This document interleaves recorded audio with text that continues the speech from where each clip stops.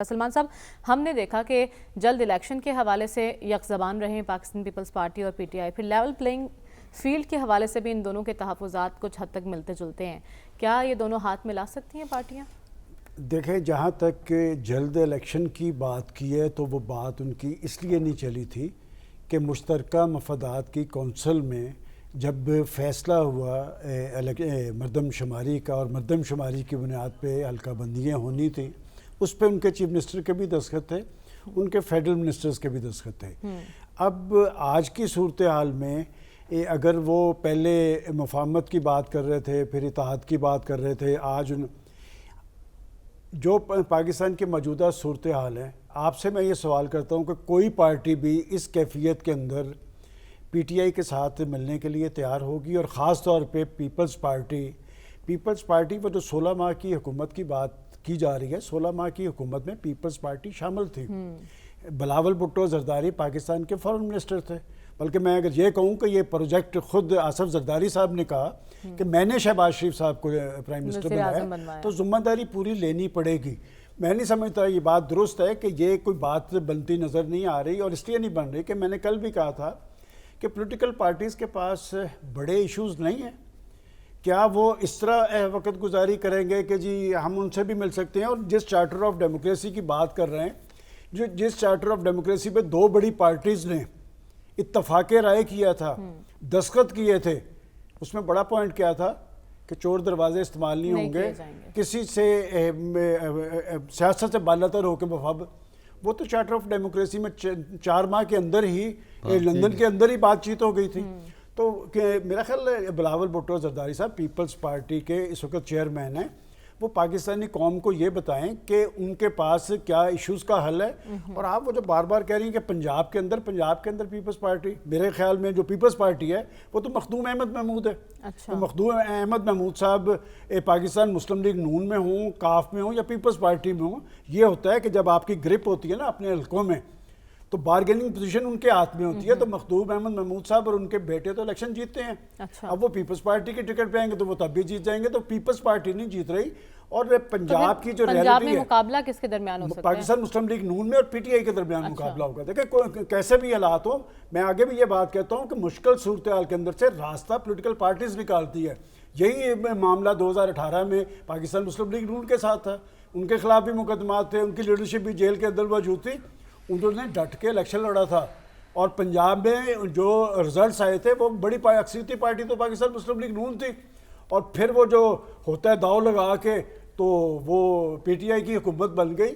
میں سمجھتا ہوں کہ یہ جو کہا جا رہا ہے نا اتحاد، 3 بڑی پارٹیز ہیں پاکستان کی، 3 بڑی پارٹیز ہیں، پاکستان مسلم لیگ نون، پیپلز پارٹی اور پاکستان تحریک انصاف. اس وقت ان میں سے کوئی بھی آپس میں اتحاد کی پوزیشن میں نہیں ہے. البتہ کوئی بھی پارٹی پاکستان کے اندر سادہ اکثریت لینے کی پوزیشن میں بھی نہیں ہے. اور جو پیپلز پارٹی آج پاکستان مسلم لیگ نون کو ٹارگٹ کر رہی ہے، آپ میری بات ذرا یہ لکھ لیں کہ آنے والے کل کے اندر پھر یہ اکٹھے ہوں گے، اس لیے کہ 16 ماہ میں بھی اکٹھے تھے. اور آگے بھی جو صورتحال بنتی نظر آ رہی ہے وہ کوئی ایک پارٹی نہیں ہوگی. اور یہ بات پاکستان کے سسٹم کے حوالے سے اور خاص طور پہ مسائل کے حل کے حوالے سے اچھی بات نہیں ہے. میں کہتا ہوں کہ کوئی بھی پارٹی ہے کم از کم اس کے پاس اتنا مینڈیٹ ہو کہ فیصلہ سازی میں ان کا جو کردار اہم ہو. اختر مینگل صاحب کا جو حوالہ دیا گیا ہے، اختر مینگل صاحب قوم پرست ہیں، وہ جو 3.5 سال والی گورنمنٹ میں بھی شامل تھے، وہ 16 ماہ والی میں بھی شامل ہے. میں نے کل بھی یہ بات کہی تھی کہ یہ جو گروپس ہوتے ہیں نا، پھر جب ان کی بارگیننگ پوزیشن ان کی بن جاتی ہے، پھر وہ بڑی پارٹیز کو فیصلے نہیں کرنے دیتے. اگر واقعتاً پاکستان نے آگے چلنا ہے اور مسائل کا کوئی حل نکالنا ہے تو جس پارٹی کو بھی میں سمجھتا ہوں کہ پاکستان کے عوام مینڈیٹ دیں تاکہ وہ بڑے فیصلے کر سکیں. سلمان صاحب، سیاست میں اور الیکشن میں عوام کی دلچسپی کس حد تک نظر آ رہی ہے؟ میں تو خوش ہوا کہ جس ترتیب سے عزیزان کا نام لیا گیا تو میں نے لکھنا شروع کر دیا کہ یہ ہوتا ہے پرانا تعلق ہو نا تو بندے کی ہر چیز پہ نظر ہوتی ہے. وہ جو کہا گیا کہ ترجمانی، میرا خیال ترجمانی کسی کو نہیں کرنی چاہیے، اور اگر کوئی کمی چھوڑ رہا ہو تو اسے پورا کر دینا چاہیے، اور پوری کر دی گئی ہے.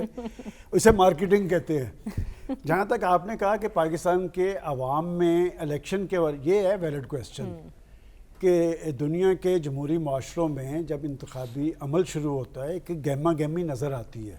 اور گہما گہمی اس وجہ سے ہوتی ہے کہ لوگوں کے ایشوز ہوتے ہیں. لوگ سمجھتے ہیں کہ جی فلاں پولیٹیکل پارٹی کو ان کو اعتماد کا ووٹ دیں گے تو انہوں نے جس پروگرام اور منشور کی بات کی ہوگی وہ سے لے کے آگے کی طرف چلیں گے. اور دیکھیں کہ وہاں پر شخصیات امپورٹنٹ نہیں ہوتی, وہاں پر پارٹیز امپورٹنٹ ہوتی ہیں, پارٹیز کا منشور امپورٹنٹ ہوتا ہے. اور ڈسکشن کیا ہوتی ہے کہ جی ہیلتھ کے ایشوز کیا ہیں, ایجوکیشن کے ایشوز کیا ہے, مہنگائی کا سدباب کیسے ہوگا, بے روزگاری کا خاتمہ کیسے. کیا پاکستان کے اندر جو پولیٹیکل پارٹیز کی بات کی جاتی ہے وہ پولیٹیکل پارٹیز اپنے پروگرام اور منشور پہ کاربند رہتی ہیں؟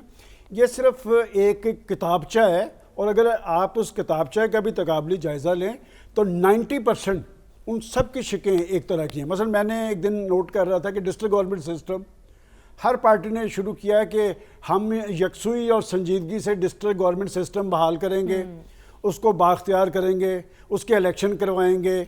دیکھیں نا یہ ساری چیزیں مسئلہ اقتدار میں آتے ہیں تو بھول جاتے ہیں منشور. یہی اب دیکھیں نا کہ جی وہ 16 ماہ کی گورنمنٹ, بھائی جن کی 3.5 سال کی گورنمنٹ تھی وہ بھی مطمئن نہیں تھے کہ 3.5 سال کی مطمئن. اسی پروگرام کے اندر جو کچھ کہا جا رہا تھا میں دہرانا نہیں چاہتا. آخر کیا وجہ ہے کہ پولیٹیکل پارٹیز آ کر اپنی کارکردگی پر کیوں کر توجہ نہیں دیتی, اور لوگوں کے اندر آج کیوں تحریک موجود نہیں ہے؟ پاکستان کے عوام نے ہمیشہ اپنا حق رائے دہی سیاسی جماعتوں کے لیے استعمال کیا ہے. ابھی ذکر کیا ہے, اس میں کوئی شک نہیں, 70 کے اندر روٹی کپڑے اور مکان کا نعرہ ایک پاپولر نعرہ تھا. بے نظیر بھٹو صاحبہ کی سٹرگل ہم خود دیکھتے رہے ہیں. اس کے بعد نواز شریف صاحب آئے, 3 دفعہ وہ پرائم منسٹر رہے, وہ بھی ایشوز کی بات کرتے رہے, اپنے طور پہ انہوں نے کوشش بھی کی, اسی لیے ان کی سیاست زندہ ہے. بات یہ کہ اگر حکومتوں کے پاس بتانے کے لیے کچھ ہو, دیکھیں نا جب بتانے کے لیے کچھ ہو تو پھر یہ بات نہیں کہ جی ہم پی ٹی آئی سے الائنس کر لیں. پی ٹی آئی سے تو جناب اس صورتحال کے اندر آپ پیپلز پارٹی وہ نزدیک سے بھی نہیں گزریں گے کہ آخر آصف علی زرداری صاحب اس پارٹی کے کرتا دھرتا ہیں, اور زرداری صاحب سے زیادہ کسی کو نہیں پاکستان کی پولیٹیکل سائنس کا پتہ کہ ان کو ناراض نہیں کرنا. اس لیے آپ کو یاد ہے کچھ روز پہلے جب بلاول بھٹو زرداری صاحب الیکشن کمیشن پہ برسے تھے, اسی روز ان کے والد محترم نے کہا تھا کہ الیکشن کمیشن جو کچھ کر رہا ہے اور جو اقدامات کر رہا ہے ہم اسے سراہتے ہیں. تو لہٰذا آج کی صورتحال میں میں سمجھتا ہوں کہ لوگوں کو چاہیے کہ اپنے اندر جان پیدا کریں, اور کس نے کیا کیا کیا ہے اور کس کے پاس ان کے مسائل کا حل موجود ہے اس کی طرف راغب ہوں. ہم دیکھ رہے ہیں سلمان صاحب, امریکہ جنگ بندی کے بجائے بریک پر اصرار کر رہا ہے, وقفے کی بات کر رہا ہے, ایسا کیوں ہے؟ پیچھے آ گیا نا, ویٹو کس نے کیا تھا جنگ بندی کو؟ امریکہ نے کیا تھا. اب وقفہ کیوں ضروری ہے اس پہ غور کرنا چاہیے, اس لیے کہ اسرائیل خود نہیں لڑ رہا تھا, اس کے پیچھے امریکہ اور اس کے اتحادی تھے. اور اب وہ جو ان کے سیکرٹری آف اسٹیٹ تھوڑا سا فرق کر رہے ہیں تو ان کو نہیں بھولنا چاہیے کہ جب بائیڈن صاحب اسرائیل پہنچے تھے تو اس روز 800 لوگ ہاسپٹل پہ بمباری کے نتیجے میں شہید ہوئے تھے. اور وہ ہاسپٹل کن کا تھا؟ وہ مسیحیوں کا تھا. اور انہوں نے کہا کہ ہم تو غیر مشروط طور پہ ان کے ساتھ ہیں. میرا خیال ہے ہمیں تھوڑا سا یہ ڈسکس کرنا چاہیے کہ 7 اکتوبر جب یہ رد عمل سامنے آیا حماس کی طرف سے, صورتحال کیا تھی؟ کیا کوئی یہ تصور کر سکتا تھا؟ آج کی کیفیت کوئی بتا دیں, کوئی تصور کر سکتا ہے؟ ان کا خیال تھا کہ داڑھ کے بیچ میں رکھ کے ان کو فنا کر دیں گے. لیکن وہ جو انہوں نے 7 اکتوبر کو رد عمل دیا, آج فلسطین کے ایشو کو دنیا میں ایک عالمی حیثیت ہے. پوری دنیا کی سیاست تلپٹ ہو گئی ہے. عالم اسلام کے بارے میں کہا جا رہا ہے, میں تو پہلے بھی یہاں کہہ چکا ہوں کہ 7 اکتوبر کو 5-7 مسلم ممالک تو اسرائیل کو تسلیم کر چکے تھے, 5-7 تسلیم کرنے والے تھے. ہم سعودی عرب کی طرف دیکھ رہے تھے. پھر ایم بی ایس نے کیا کہا کہ ہمارے جو تعلقات کار ہیں وہ ختم. یہ کیوں کہا؟ اس لیے کہ ہماری عالم اسلام کی حکومتیں جدھر دیکھتی تھیں, لیکن عالم اسلام کے لوگ وہ فلسطینیوں کے ساتھ تھے. اور پھر کیا ہوا کہ 7 اکتوبر کے بعد یہ مسئلہ بھی انٹرنیشنلائز ہو گیا, اور پھر ایک تصور تھا کہ جی یہ اسرائیل ناقابل تسخیر ہے, دنیا کی بڑی بڑی فورسز اس کے پیچھے کھڑی ہیں, جدید جنگی ساز و سامان ہے. لیکن یہ جو جذبہ اور ولولہ اس کے سامنے کوئی وہاں پر یہ چند ہزار لوگ ہیں نا, لاکھوں کی فوج ہے اسرائیل کی. اور آپ دیکھ لیں کہ 1 ماہ ہو گیا کوئی ایک دن اب بھی جب میں پروگرام میں آیا ہوں تو انہوں نے ایک ہاسپٹل پہ حملہ کیا جس سے 280 کے قریب لوگ اور شہید کر اسکولوں دیے. پر حملہ کر رہے کوئی ہیں. ایک دن ایسا نہیں جا رہا. وہ اسکولوں پہ کر رہے ہیں, وہ ہاسپٹلز پہ کر رہے ہیں, وہ وہاں پر کھنڈرات بن گئے ہیں. اور پھر پناہ گزینوں کے کیمپس پہ تو ماضی کے اندر کبھی نہیں تھا ہوا. یہ پناہ گزینوں کے کیمپس پہ وہاں پر اگر خواتین رو رہی ہیں, بچے چیخو پکار کر رہے ہیں, لاشوں کے انبار لگے ہوئے ہیں, لیکن حماس والے پیچھے نہیں ہٹے. پیچھے کون ہٹ رہے؟ وہ فورسز جو سمجھتی تھی کہ جی اسرائیل کے پیچھے کھڑا کر کے جلد از جلد اپنا کام کرے تاکہ یہ غزہ. اور پھر میں یاد کرواتا چلوں, آج سے 15 دن پہلے انہوں نے ایک الٹیمیٹم دیا تھا غزہ خالی کرنے کا. کہاں گیا وہ الٹیمیٹم؟ وہ الٹیمیٹم ہوا میں اڑ گیا.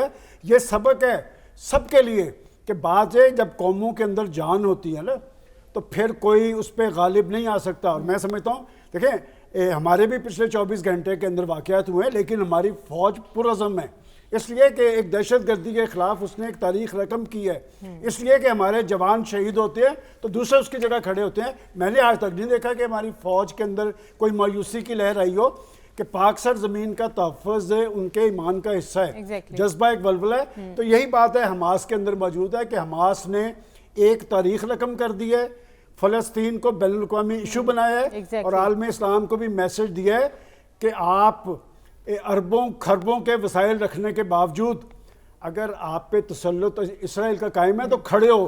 اب اسرائیل کے وہ بھی اس کے اوسان بھی خطا ہیں, اور امریکہ بھی پیچھے کی طرف آ رہا ہے. یہ جو 5 ممالک کے سے جا کے بات کی ہے وزرائے خارجہ سے, کہیں سے خیر نہیں پڑ رہی.